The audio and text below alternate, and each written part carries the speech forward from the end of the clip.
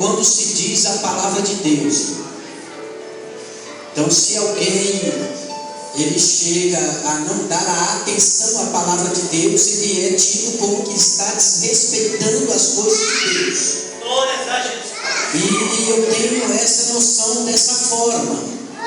Então, quando eu chego na igreja para ministrar, se eu percebo alguém conversando com outro, dar-nos um entendimento de que aquela pessoa está desrespeitando a palavra de Deus, não a minha pessoa, ou está desrespeitando o ambiente que está sendo formado para a adoração e a glória de Deus. E quando a palavra de Deus ela nos afirma: guarda o teu pé quando entrares na casa de Deus. Porque Deus tem algo para tratar conosco aqui nesta noite, meus irmãos. Então eu quero vos chamar a atenção, porque eu sinto essa necessidade de vos chamar a essa atenção. Não que eu estou dando alguma bronca ou dando alguma doutrina, mas eu quero focar toda a sua atenção aqui, a palavra de Deus.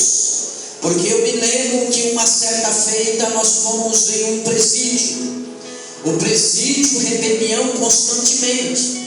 E a última rebelião nesse presídio lá em Itaquera, houve-se a morte de um escrivão e um carcereiro foi baleado.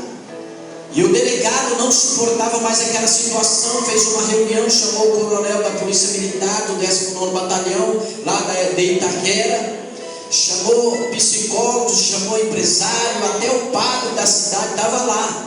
E eu fui chamado, e o pastor Marcos Bezerra, o missionário Marcos Bezerra, foi chamado também. E todos ali numa reunião, antes de tentar fazer alguma coisa pelaquela situação daquele presídio que estava em constante rebelião, por superlotação, e os presos que saíam, eles voltavam residentes, não tinha jeito. E o delegado ouviu todas as pessoas, e como eu falo pouco, eu fiquei só ouvindo, e ele disse para o coronel Rui, falou assim: mas e esses dois não vai falar nada? Eu falei para eles: olha, eu não vou falar nada, coloca eu lá dentro dos presos, junto com os presos. Mas você é louco? Eu falei: não, me coloca lá junto com os presos, porque eu sei o que vai resolver o problema desses presos. Aí falou: não, mas não pode, esses presos são muito rebeldes. Eu falei: não, coloca eu e Marcos Bezerra lá dentro. E aí mandaram chamar escolta para escoltar, que se qualquer coisa acontecesse, eles invadiam o presídio, me resgatavam lá de dentro. E no momento que eu entrei dentro do presídio, os presos ficaram atônitos, olhando, porque era coisa diferente. E eu disse para eles dessa forma: nesse momento eu exijo em nome de Jesus reverência máxima, porque não é a palavra do coronel, não é a palavra do delegado, nem do juiz, nem do promotor, nem do advogado, nem do presidente da república, mas eu vou pregar a palavra de Deus. Quando eu disse isso, o preso já caiu endemoniado. O demônio respeita a palavra de Deus, e é essa palavra que vai ser lida agora neste momento, irmãos. Aleluia, glória a Deus. Eu quero ler aqui um versículo da palavra de Deus que se encontra em Gálatas capítulo 3, versículo 5, que diz assim: aquele que vos dá o Espírito e que opera milagres entre vós, acaso o faz pelas obras da lei ou pela pregação da fé? Acaso ele o faz pelas obras da lei ou pela pregação da fé? Que diz assim: aquele que vos dá o Espírito. Quem nos dá o Espírito? Jesus. E quem é que opera milagre entre nós? Jesus. Pelas obras da lei ou pela pregação da fé? É pela pregação da fé, porque a Bíblia diz que o justo viverá da fé. O justo viverá da fé, de sorte que a fé vem por ouvir e ouvir pela palavra de Deus. E sem fé é impossível agradar a Deus. Então essa pregação da fé, e Jesus Cristo disse que se tiveres fé tamanho de um grão de mostarda, tudo seria possível, ou nada seria impossível se tivesse fé. Jesus disse: saltaria, vocês diriam para este monte, salta daqui para acolá, e nada vos será impossível. Então nós vivemos pela fé. Jesus Cristo disse que o justo viverá pela fé, e nós vivemos pela fé, andamos pela fé, porque a palavra de Deus nos traz essa fé, e nós estamos aqui pela fé. E quando nós nos envolvemos nesse ambiente da fé que é formado pela palavra de Deus, acontecem milagres sobrenaturais em nossas vidas.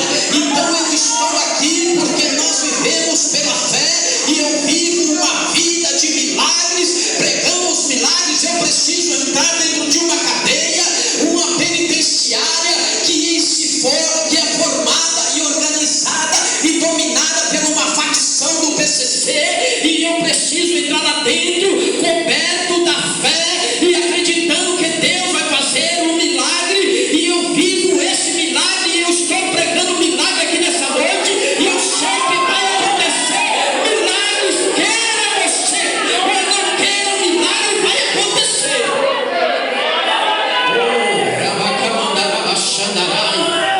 Estava entrando no presídio de Pinheiros, aí a moça, aquela balconista, que você tem que passar por várias vistorias até entrar lá dentro do presídio, ficar lá dentro, e a moça, ela falou algumas palavras e eu disse para ela: olha, jovem, eu estou aqui, mas eu sei que se houver uma rebelião lá dentro, a primeira cabeça que vai rolar é a minha, não é a sua. Então não tenta impedir muito não, porque eu estou colocando a minha vida em risco. Eu tenho consciência disso, meus irmãos. Por isso eu prego fé, eu vivo fé, eu prego milagre, eu vivo milagre, e você é o milagre de Deus. Se você não quer o milagre de Deus, hoje você vai receber o milagre, porque Deus quer que você creia. E a palavra de Deus diz dessa forma: é necessário que aqueles que se aproximam de Deus creia que Ele existe, e é galardoador daqueles que o buscam, ou seja, presenteador daqueles que o buscam. Você veio buscar a Deus, é necessário que você crer, você vai receber um milagre. Meus amados irmãos, a gente vem de uns dias já de batalha, pastor, dormindo em casa de recuperação, e chega em casa e família liga: olha, eu preciso internar, você tem que correr, porque a gente sabe que é vidas que o diabo quer ceifar. Então nós vivemos uma guerra constante contra os demônios, contra Satanás. E eu quero aqui de princípio, pastor, já que essa igreja venha me adotar nas orações, porque nós precisamos de oração, muitas orações, porque a guerra é grande.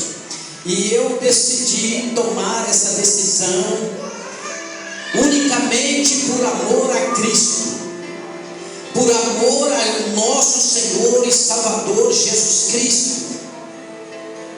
Porque se fosse unicamente por alguns interesses pessoais de conforto da nossa vida aqui nessa terra, eu não conseguiria fazer isso.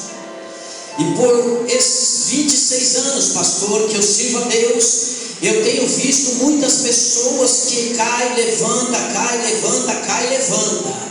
E eu tento entender e tento fazer uma análise o porquê isso acontece. Tenho 26 anos de crente, com temor e tremor diante de Deus eu falo essa palavra. Eu nunca pensei em desviar dos caminhos de Deus.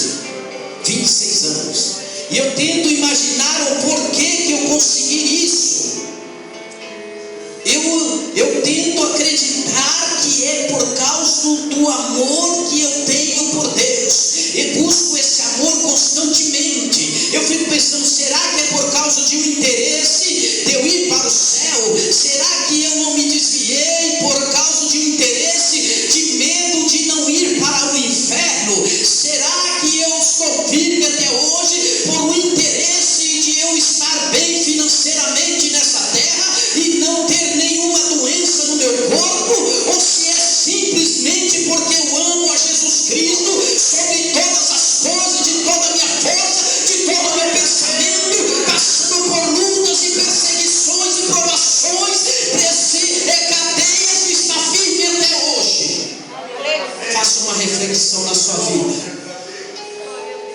desejo da minha pregação é levar as pessoas a amar a Jesus Cristo sobre todas as coisas, sobre todos os pensamentos.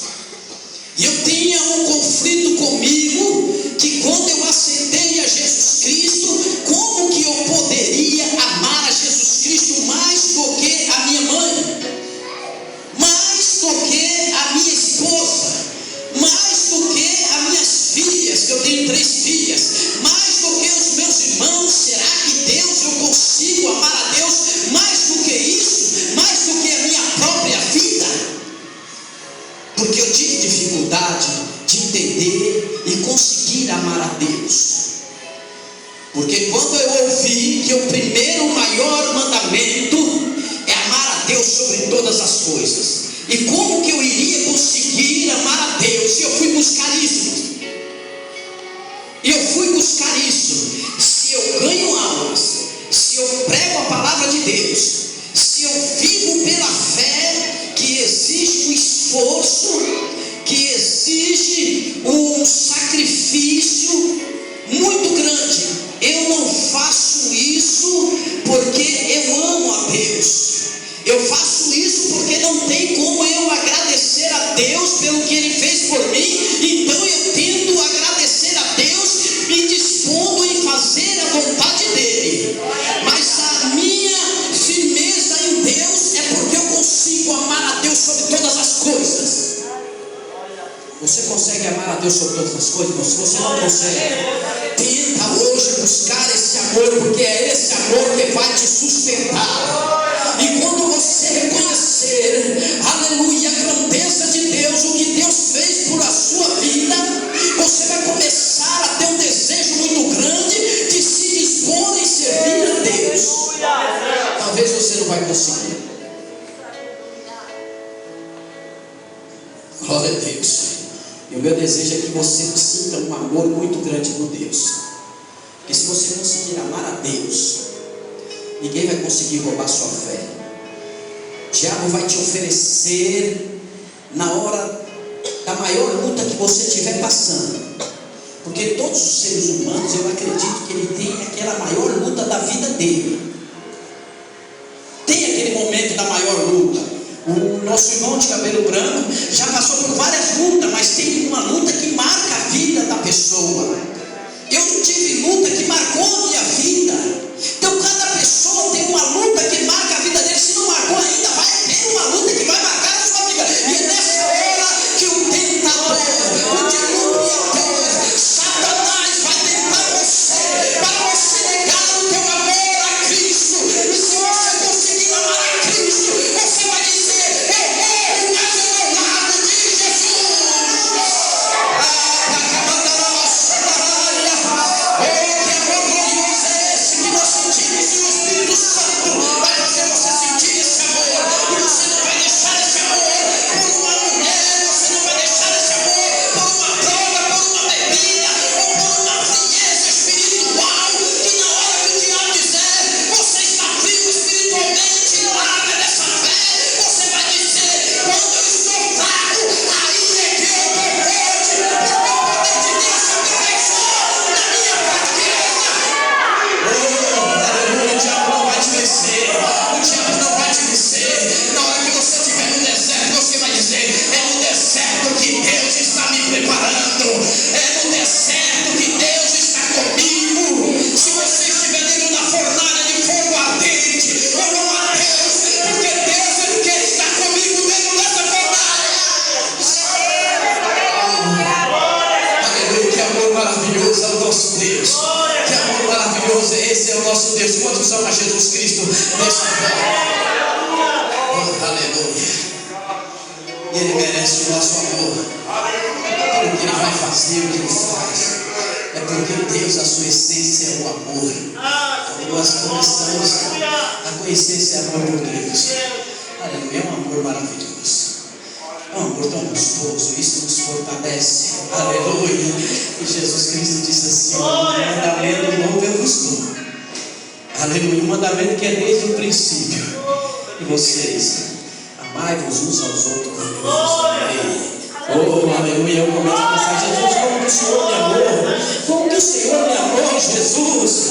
Que amor é esse, Deus? Que eu quero conhecer esse amor que é sobre todas as coisas. E quando nós colocamos esse amor em primeiro lugar a Deus, aí as pessoas dizem, mas por que isso? Aí você começa a ver a união que Deus começa a colocar só porque você ama Ele sobre todas as coisas. Ele é o dono da tua vida. Porque Deus, quando Ele me salvou, eu não o conhecia. Conhecia de ouvir falar, mas muito longe. Eu nunca tinha entrado em uma igreja de crente. Meu pai morreu alcoólatra. Minha mãe nunca ia na igreja. Eu nunca tinha pegado numa Bíblia. Eu nunca tinha lido uma Bíblia. Nunca tinha me interessado por nada disso. Eu tinha dúvida da existência de Deus. Eu imaginava, como que eu vou acreditar em Deus se eu nunca vi Ele, eu não sei nada dele. Algumas pessoas dizem que o mundo não foi criado por Deus, foi uma explosão, um Big Bang, e formou tudo isso, e o homem vem do macaco, e tudo foi escrito pela mão do homem. Então eu falei, mas como é que eu vou saber que existe Deus? No ano de 1990 eu aceitei Jesus. Aceitei Jesus como meu Salvador. Tenho 50 anos de idade hoje. Quanto mais passa o tempo, mais novo convertido eu fico. Aleluia. Quanto mais passa o tempo, mais novo convertido eu fico. Porque eu sei que existe, mas eu quero ser sempre não um crente. Eu quero ser um crente velho, não um velho crente. Quero ser um crente de idade, não uma pessoa de idade crente. Você tem aquele crente velho, que sempre vai ficando velho, mas eu quero estar sempre velho, mas crente e sempre novo convertido. Quanto mais o tempo passar, mais novo convertido, mais desejo de buscar a Deus, de amar a Deus, de adorar a Deus de toda a minha força.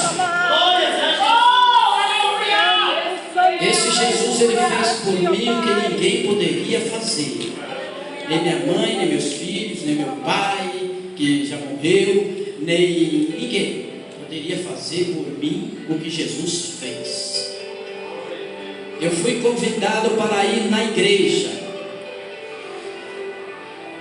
Eu não gosto muito nem de falar, pastor, mas às vezes é necessário falar. Eu mandava no bairro onde morava, através da violência. Eu era um bandido, um criminoso, assaltante, traficante e assassino, viciado em cocaína, maconha e cachaça. Eu não conseguia ficar sem droga. E quando falaram de Jesus para mim, foi de uma forma diferente. Foram falar de Jesus para o meu irmão. Aí meu irmão falou assim, mas eu não faço nada de errado, eu quero ver se esse Jesus dos crentes que eles falam que faz isso, faz alguma coisa pelo meu irmão. Aí o pastor disse assim, olha, então traz o seu irmão aqui. Ah, mas se falar que é para conversar alguma coisa de religião, ele não vai vir. Arruma um jeito e traz ele aqui, que eu quero falar de Jesus para ele. Falou, eu acho que ele não vai aceitar. E o meu irmão arrumou uma forma para me ir até ele. E eu fui até a casa do meu irmão, mas sem saber que alguém iria falar de Jesus para mim. E eu cheguei na casa do meu irmão, estou conversando com o meu irmão. E o meu dialeto era o dialeto do mundo, de favela, de criminoso, de bandido. Foi assim que eu fui criado. Fui criado sem pai e na rua. Fui expulso da escola na terceira série. Fui expulso 3 vezes, na última vez não tinha mais jeito de estudar mesmo, de tanto que eu era violento. E o pastor chegou na casa do meu irmão e começou a falar comigo, conversar comigo, e eu meio cismado com o pastor, né? Não tinha hábito de conversar com pessoas de bem. E ele disse uma palavra para mim: Jesus te ama, jovem. E eu falei assim, mas como que Jesus me ama se eu sou um criminoso? Ele disse, não, mas Jesus te ama. Falei, não tem como se Jesus existe, como é que ele vai me amar se eu sou uma pessoa mal? Eu abri a camisa, mostrei que eu ainda estava recém-baleado, tinha tomado vários tiros, que eu tenho um tiro aqui no ouvido, tenho intestino de carneiro, minha barriga é toda musculada, tiro em tudo quanto é lugar. E eu falei, não, Deus não me ama não, porque eu sou uma pessoa cheia de ódio. Não precisa muito para me tirar a vida de uma pessoa. Ele falou, não, mas Jesus te ama. E naquele dia o diabo tentou arrancar a minha vida. No outro dia ele conseguiu me convencer de ir na igreja. Minha esposa foi criada praticamente dentro de um terreiro de candomblé. Chegou eu e ela na igreja. Eu entrei na igreja armado, numa igrejinha dentro de uma favela lá no Rio Bonito, perto do Grajaú. E eu cheguei naquela igreja e achei tudo estranho. E quando eu via os grupos louvarem a Deus, aquilo mexia com o meu pensamento. E aquilo ia mexer com o meu pensamento. E o pastor começou a pregar a mensagem da cruz, que Jesus Cristo estava pendurado na cruz, e um malfeitor à direita e o outro malfeitor à esquerda. E aquele malfeitor da esquerda começou a zombar de Jesus, e eu prestando atenção e imaginando que eu era o da direita. E ele dizia, o da esquerda zombava de Jesus, dizendo, se tu és o Filho de Deus, desça dessa cruz, salva a ti, salva a nós também. E eu comecei a ficar revoltado, porque se eu entrei na mensagem da cruz, e eu achava que aquele criminoso do lado esquerdo tinha que morrer mesmo, porque ele zombava daquele homem que não tinha feito nada de errado e estava ali para ser morto, crucificado. E o da direita repreendeu o da esquerda, dizendo, você nem ao menos teme a Deus. Nós estamos aqui porque os nossos atos mereceram de nós estar aqui, mas esse justo nada fez. E disse para Jesus, Senhor, lembra-te de mim quando entrares no teu reino. Jesus respondeu para ele, hoje mesmo dedico estará comigo no meu paraíso. E eu me sentia como aquele criminoso do lado direito. E naquele momento da mensagem da cruz, eu já comecei a sentir um amor por Jesus Cristo. E eu queria ter, eu tinha já o desejo de defender Jesus na cruz. E quando dizia, aquele soldado colocou uma lança do lado direito de Jesus, eu imaginei, se eu estivesse ali, eu matava aquele soldado que fez aquilo com Jesus Cristo. E eu já comecei a sentir um amor muito forte por Jesus Cristo na cruz do Calvário. E quando ele concluiu, que Jesus Cristo inspirou dizer essas palavras, Eloi, Eloi, lama sabachthani, lá na cruz, dizendo, Deus meu, por que me desamparaste? E eu dizia, mas porque o Deus Todo-Poderoso, Pai de Jesus Cristo, o separou. E ele começou a explicar que Isaías disse que as mãos do Senhor não estão encolhidas para que não possa salvar, e o ouvido do Senhor não está gravado para que não possa ouvir, mas os nossos pecados fazem divisão entre nós e o nosso Deus. E naquela hora Jesus Cristo estava levando o pecado meu e seu na cruz do Calvário, e os nossos pecados fazem divisão entre nós e o nosso Deus. Jesus sentiu separação entre Deus e o Pai, porque ele carregou nossos pecados. E eu comecei a sentir um amor mais forte. Então meu pecado fez com que Jesus Cristo clamasse, Eloi, Eloi, lama sabachthani. Oh, aleluia. E ele dizia, você está do lado esquerdo ou do lado direito, ou você está com aquela multidão que gritava, crucifica Jesus e solte Barrabás. E eu dizia, meu pensamento dizia, Jesus, eu sou esse criminoso do lado direito, eu estou do teu lado. Jesus, lembra-te de mim. Eu matei várias pessoas, eu trafico droga, eu me prostituo, eu sou viciado, mas se o Senhor me ajudar, e se for o Senhor verdadeiro de verdade existir, eu entrego a minha vida e nunca mais eu quero saber do mundo do crime. E eu armado dentro da igreja. Oh, que amor maravilhoso. Na hora que fez o apelo, eu não tive coragem de levantar a mão. Não tive coragem. Eu saí de dentro da igreja arrasado, me senti o homem mais covarde do mundo. Eu achava que eu era um homem que teria coragem de desafiar a morte, trocar tiro com qualquer polícia, e não tinha coragem de levantar a minha mão e aceitar Jesus como o único, suficiente Salvador. Eu saí de lá me sentindo um lixo, o homem mais covarde, medroso dessa terra. E eu fui para casa. Passou segunda, terça, quarta, quinta, sexta, e chegou no sábado. Eu disse para minha mulher, e o Espírito Santo falando comigo, e o Espírito Santo falando comigo, e eu não entendia o que era isso. Eu achava que eu estava ficando louco de tanto usar droga. E esse tiro que eu tomei no ouvido, a bala ficou parada dentro da minha cabeça, do cérebro. E eu disse para minha esposa, eu vou fazer a despedida do mundo do crime e eu vou virar crente. Ela falou, mas eu não vou ser crente, porque crente não pode isso, não pode aquilo, não pode aquilo outro. Eu falei para ela, olha, se você não virar crente, eu vou virar crente. Se você não virar crente, eu mato você e sua família toda. E eu sempre ameaçava a família dela quando nós brigávamos. Ela falou, tudo bem. Ela falou, mas não faz a despedida do crime, porque todos os amigos seus falam que vai fazer o último assalto, eles morrem e vai para cadeia. Isso é meio que verdade no meio de vocês aí. Eu falei, mas eu acho que comigo não vai acontecer nada não. Coloquei uma bolsa, pastor, coloquei uma calibre 12 dentro da bolsa, uma arma calibre 44 na cintura, e coloquei um monte de munições de calibre 12 e bala de 44 dentro daquela bolsa onde estava calibre 12. Eu fui no pagode para fazer a despedida do crime. E quando eu cheguei no pagode, parecia um inferno na terra, aquela fumaceira de maconha, de cigarro, aquela povo cheirando cocaína, e o pagode comendo solto. E na hora que eu cheguei ali, me deram um pandeiro cheio de cocaína para me cheirar. Não esqueço isso até hoje. E quando eu peguei aquele pandeiro, peguei aquela caneta, tampei por aqui da caneta para me cheirar cocaína, eu olho na tábua do barraco, eu vejo um culto que eu tinha participado domingo passado. E eu achei que eu estava delirando, que eu estava vendo coisa, mas Jesus Cristo já estava me abrindo a minha visão espiritual para ver as coisas espirituais. Eu deixei aquela cocaína ali, saí para o lado de fora e comecei a dar tiro para cima, revoltado. As pessoas achavam que eu estava festejando algum assalto que eu tinha feito.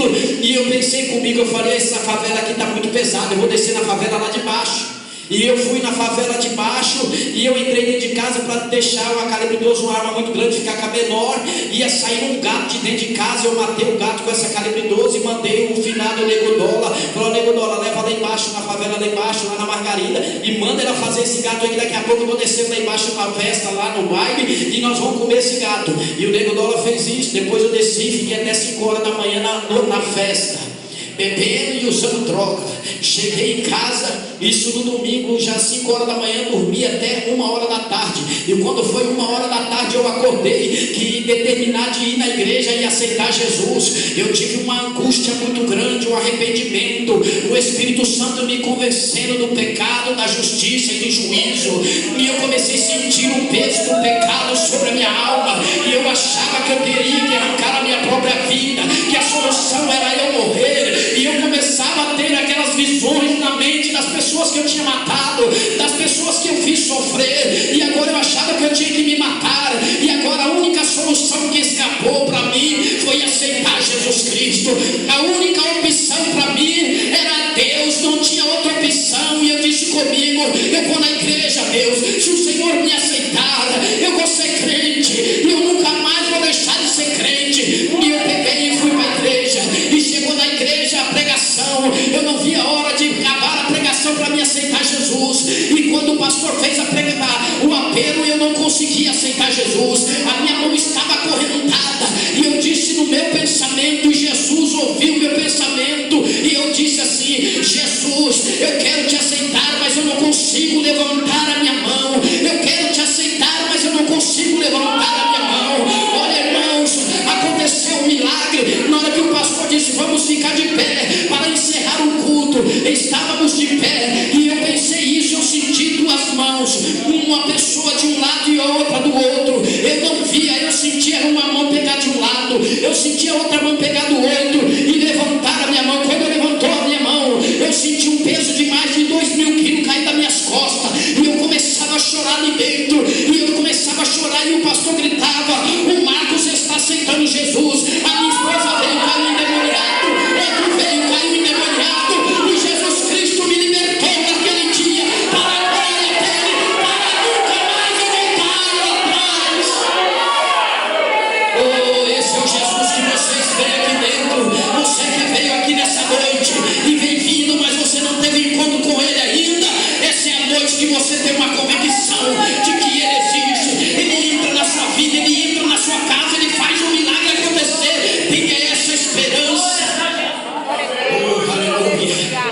Eu saí de lá como uma criança, pastor.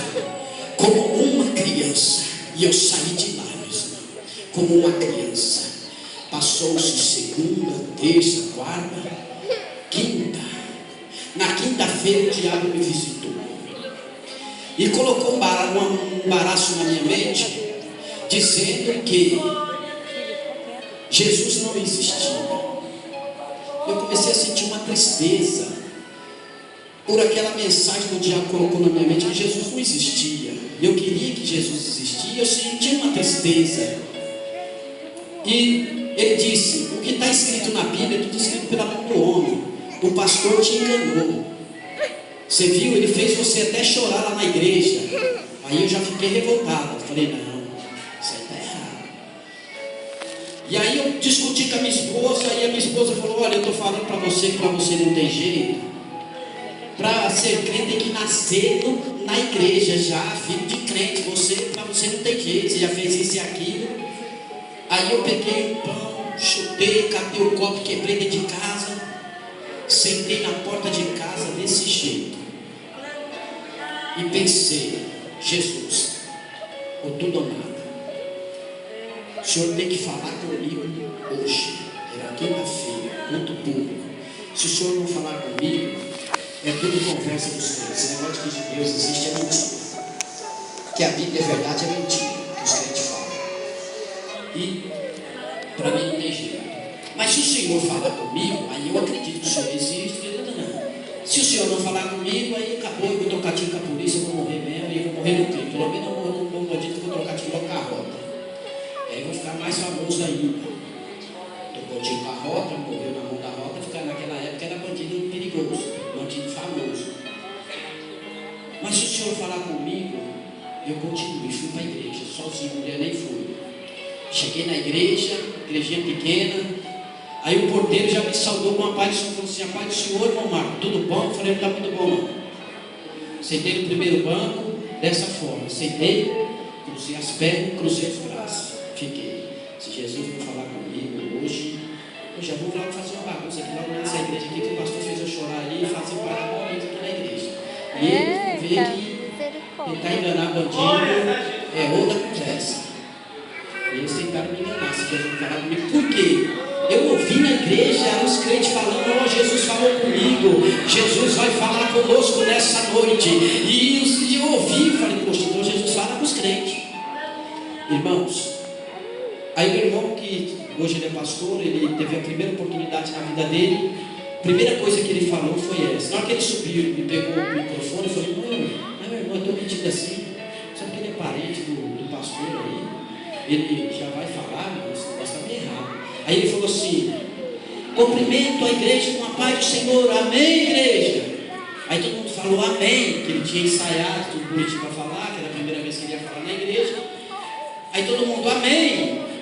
Aí ele falou assim: Jesus já falou com você, igreja. Aí todo mundo falou amém. Aí eu falei: tchum, caiu a ficha. Eu falei: então, eu cheguei um pouco atrasado na igreja.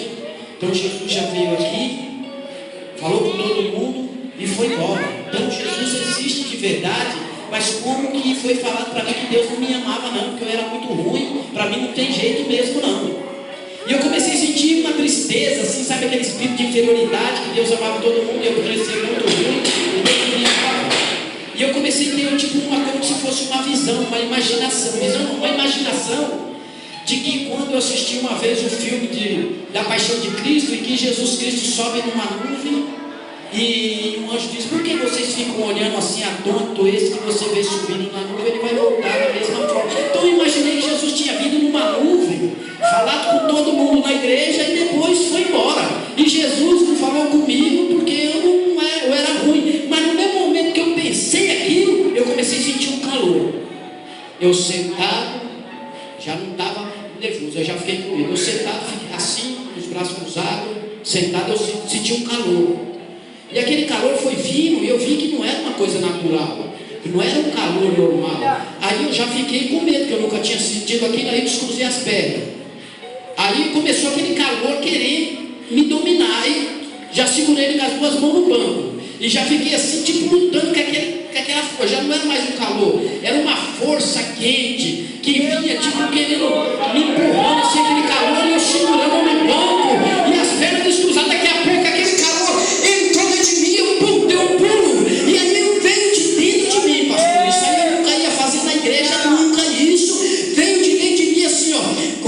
Deus, glória a Deus, glória a Deus. Eu comecei a pular na igreja, glória a Deus. A minha língua ficou grossa, eu percebi, a minha língua ficou grossa, e eu comecei a falar em outra língua na igreja.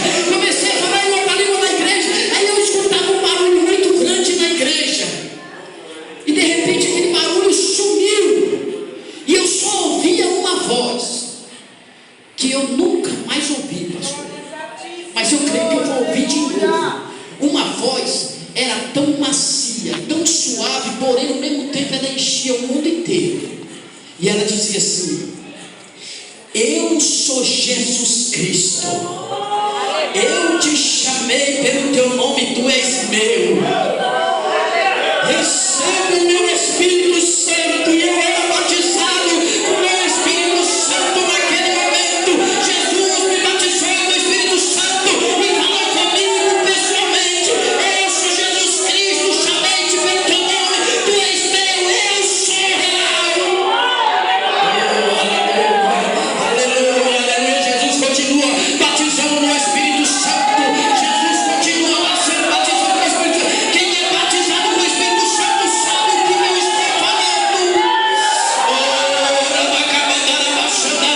Jesus continua batizando com o Espírito Santo. Jesus continua libertando. Jesus continua salvando. Jesus continua dando dons espirituais para a sua igreja. Ele não mudou, ele não mudou, ele não mudou, ele não mudou. Ele é o mesmo, ele é o mesmo, ele é o mesmo, ele é real. Ele está no meio da sua igreja, ele está no nosso meio, ele está aqui. Jesus está aqui conosco. Oh, que coisa gloriosa. Eu fiz 2 pactos com Deus. Eu disse para Deus: Deus, se o Senhor falar comigo, eu morro, mas não deixo de ser crente. Se o Senhor quiser que eu mate alguém, eu vou matar. Se o Senhor quiser que eu me mate, eu me mate. O que o Senhor quiser que eu faça, eu vou fazer. É óbvio que Jesus não ia pedir o que eu estava imaginando que ele pedisse. Ou seja, qualquer coisa que Jesus pedisse para mim fazer, eu fazia. Depois de 1 ano de crente, chegou uma intimação na minha casa. Marcos Mariano Martins, vulgo Nemo, acusado de um assalto seguido de morte, chefe de quadrilha, formação de quadrilha. Aí eu fui para a cadeia. E agora eu encerro aqui, pastor. Já passou meu horário. Eu gostaria, com a permissão do pastor, para nós ficarmos de pé e orar. Já deu 8h37, pastor. Se Deus permitir, nós viemos aqui continuar. Porque lá na cadeia que foi gostoso. Se na igreja Jesus falou comigo, na cadeia ele apareceu pessoalmente. Oh, aleluia.